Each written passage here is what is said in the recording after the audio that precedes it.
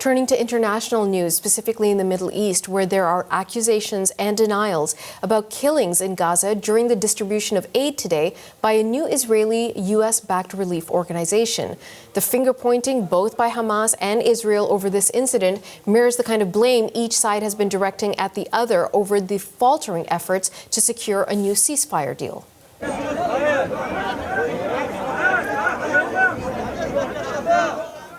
This is the chaotic scenes as the body bags arrived at a morgue after reported shootings taking place at the distribution point in Khan Yunis. The foundation behind today's aid distribution denies reports of any killings and chaos, but have a listen to this doctor who says at her hospital they were taking in dozens of victims with gunshot wounds. We've got all the bays are full and they're all gunshot wounds. It's absolute carnage here, and there are even more people in the main emergency department. CBC's Tom Perry is in Jerusalem with what both Israel and Hamas are saying about this incident. Well, we know there was bloodshed. We've seen those terrible images of the injured and the dead being brought into the hospital.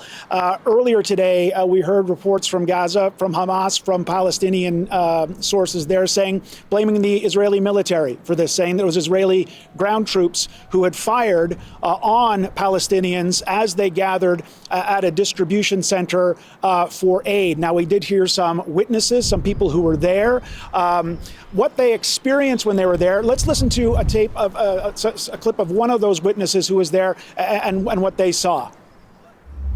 There's no place to get food except that dangerous point. It's not a humanitarian point, it's a death trap.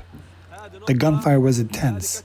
Someone next to me was shot in the shoulder, and when people die there, no one carries them away. Bodies are piled up on top of each other. So a pretty harrowing story, a pretty brutal story there. But as I say, Hamas was saying that it was the IDF doing that. I just saw a statement a short while ago. The IDF posted on its Telegram page that it says it wasn't the IDF that did this. It said that it did not shoot on or fire on civilians at or near this aid distribution site. And of course, we've heard from the Gaza Humanitarian Foundation, this Israeli and American-backed aid group that's been distributing some aid in southern Gaza, saying that there was no incident at its aid distribution centers today. So we've got a lot of finger pointing, but we've also got a lot of wounded and we've got a lot of dead. But sadly, that's just another day in Gaza.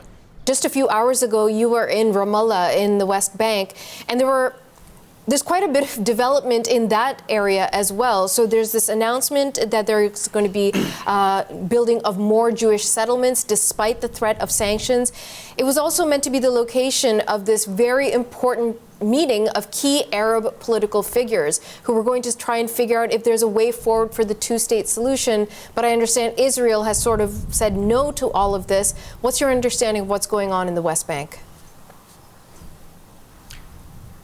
Yeah, there's a lot going on. There's a lot going on in the West Bank.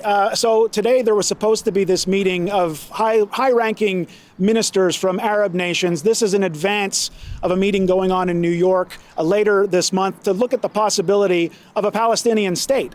The Israeli government wouldn't allow these Arab ministers to come to Ramallah, so the meeting didn't take place. We went there.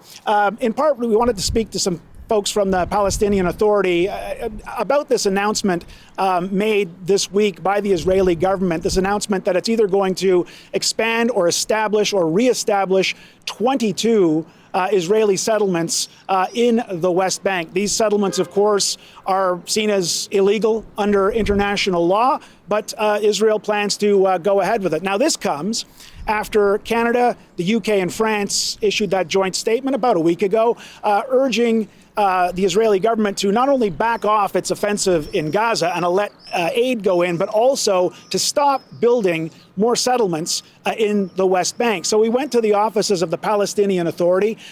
We spoke to the Assistant Foreign Minister of the Palestinian Authority, and we asked him what he wanted to see coming from Canada, from the UK and France, now that the Israeli government has said it's going to go ahead with this. He said he wants sanctions, but here I'll let him say this is what he had to say to us.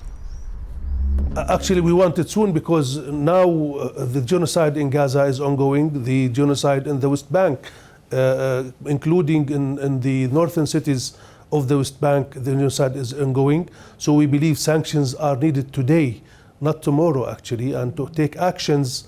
Not only good words and statements are not enough, they are good, but they are not enough. So that's the Assistant Foreign Minister for the Palestinian Authority saying what he wants is action. He thinks that the strong words that Canada, France, and the UK issued about settlements, about what's going on in Gaza are good, but what he wants to see is action coming from these countries, and he wants to see it soon.